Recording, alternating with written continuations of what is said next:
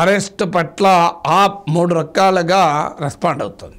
ఒకటి street mobilisation. ఇప్పటికే ఢిల్లీలో నిరసనలు, పంజాబ్లో నిరసనలు, సో వీధుల్లో ఆప్ కార్యకర్తల నిరసనల ద్వారా ప్రజాక్షేత్రంలోనే బీజేపీని ఎదుర్కోవాలి అన్నది మొదటి లక్ష్యం. రెండవది పొలిటికల్ ఫైట్. పొలిటికల్ ఫైట్లో కేజ్రీవాలే ముఖ్యమంత్రిగా కొనసాగుతాడు అని నిర్ణయం తీసుకోవడం ద్వారా మేము ఈ అరెస్ట్నే గుర్తించము అనేటువంటి వైఖరి ఆప్ తీసుకుంటుంది. ఇది కేవలం రాజకీయపరమైన కేసే తప్ప దీంట్లో వేరే బలమేమీ లేదు. ఇది రాజకీయ దురుద్దేశంతో పెట్టిన కేసు గనక మేము గుర్తించాం. వాస్తవంగా ఈడీ ఇప్పటికీ 9 సార్లు సమన్లు ఇచ్చిన కేజ్రీవాల్ వెళ్ళలే.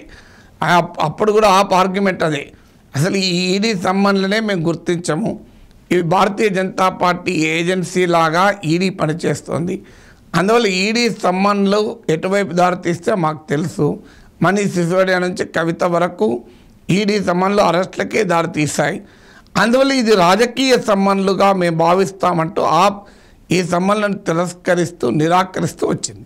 అల్టిమేట్గా హైకోర్టులో రక్షణ దొరకలేదు అరెస్ట్ నుంచి, అందువల్ల అనివార్యంగా అరెస్ట్ ఎదుర్కోవాల్సి వచ్చింది ఆప్కు. సో ఇప్పుడు కేజ్రీవాల్ జైలు నుంచైనా ముఖ్యమంత్రిగా ఉంటాడు అని ప్రకటించడం ద్వారా ఈ ఫైట్ను మరింత ముందుకు పొలిటికల్గా తీసుకెళ్లాలని ఆప్ నిర్ణయించినట్లుగా ఉంది. ఇప్పుడు దీని పర్యవసనాలు ఏమవుతుంది? లెఫ్టినెంట్ గవర్నర్ అసలు ప్రభుత్వాన్ని సస్పెండ్ చేస్తాడా, రాష్ట్రపతి పాలన పెడతాడా, ఇవన్నీ కూడా పాసిబిలిటీస్ ఉన్నాయి. ఎందుకంటే నెక్స్ట్ ఫిబ్రవరిలో ఎలక్షన్స్ ఉన్నాయి కనుక రాజీ పడితే ఆప్కు నష్టం జరుగుతుంది. పొలిటికల్ కాంప్రమైజ్ అవకాశం లేదు, పొలిటికల్గా కూడా బేలతనాన్ని కూడా ప్రదర్శించరాదు. అందువల్ల మేము పొలిటికల్గా దీనికి స్ట్రాంగ్గానే రెస్పాండ్ అవుతాం అనేటువంటి వైఖరి ఆప్ తీసుకుంటుంది. ఎందుకంటే ఇప్పుడు ఆప్ ఇండియా కూటమిలో కూడా భాగస్వామి కనుక దేశవ్యాప్తంగా ఇతర పార్టీల మద్దతు కూడా ఆపుకుంటుంది. అందువల్ల పొలిటికల్ ఫైట్ను కంటిన్యూ చేయడం అనేది రెండవది. మూడవది ఎలక్టోరల్ ఫైట్. సో పార్లమెంట్ ఎన్నికలు రాబోతున్నాయి. పార్లమెంట్ ఎన్నికల్లో 2019లో 7 బీజేపీ గెలుచుకుంది. అంతకుముందు అసెంబ్లీ ఎన్నికల్లో బీజేపీ అడ్రస్ లేకుండా ఓడిపోయింది, కానీ పార్లమెంట్ ఎన్నికల్లో 7 గెలిచింది. ఈవెన్ ఆప్ సెకండ్ పొజిషన్లో కూడా లేదు, థర్డ్ పొజిషన్లో ఉంది. 5 స్థానాల్లో కాంగ్రెస్ సెకండ్ పొజిషన్లో ఉంటే 2 స్థానాల్లో ఆప్ సెకండ్ పొజిషన్లో ఉంది. అందువల్ల ఇప్పుడు కాంగ్రెస్తో పొత్తు పెట్టుకొని ఢిల్లీలో 7 సీట్లలో బీజేపీని దెబ్బతీయాలన్నది ఆప్ ఎలక్టోరల్ వ్యూహం. ఎందుకంటే పార్లమెంట్ ఎన్నికల్లో కనుక ఆప్ కాంగ్రెస్ కూటమి గెలిస్తే బీజేపీకి నిజంగానే ఎదురు దెబ్బ.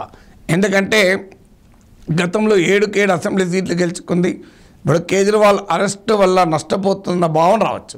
ఎందుకంటే మనీష్ సిసోడియా, కవిత వేరు, అరవింద్ కేజ్రీవాల్ వేరు. ఎందుకంటే అరవింద్ కేజ్రీవాల్కి ఒక పబ్లిక్ ఇమేజ్ ఉంది.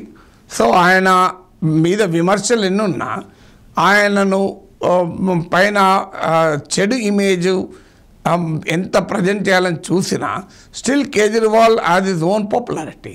సో అందువల్ల కేజ్రీవాల్ను అరెస్ట్ చేయడం ద్వారా ఆప్కు సానుభూతి వచ్చే అవకాశం కూడా ఉండొచ్చు. అందువల్ల పార్లమెంట్ ఎన్నికల్లో ఓడించగలిగితే ఇది బిఫిటింగ్ రిప్లై అవుతుంది బీజేపీకి అనేది ఉండొచ్చు. ఆ తర్వాత 2025 అసెంబ్లీ ఎలక్షన్స్ కూడా ఇది ప్రాతిపదిక అవుతుంది. అందువల్ల ఎలక్టోరల్గా దీన్ని ఎదుర్కోవడం అనేది. ఇక 4వది లీగల్ ఫైట్.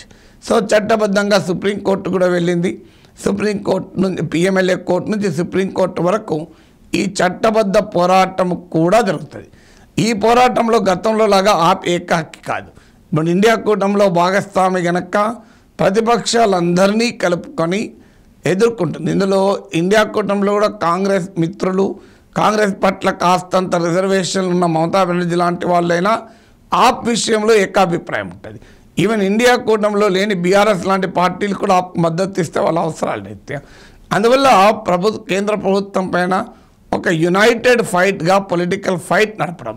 సో అందువల్ల ఇన్ని రకాల అటు వీధుల్లో నిరసన, ఇటు కోర్టుల్లో పోరాటం, అటు ఎన్నికల క్షేత్రంలో బీజేపీని ఓడించడం, రాజకీయ పరంగా ఐక్యంగా పోరాటం, ఈ 4 రకాలుగా బీజేపీ నాయకత్వం కేంద్ర ప్రభుత్వం తమ నాయకుడిని అరెస్ట్ చేస్తాం భావిస్తున్న ఆమ్ ఆద్మీ పార్టీ రెస్పాండ్ కాదలుచుకుంది.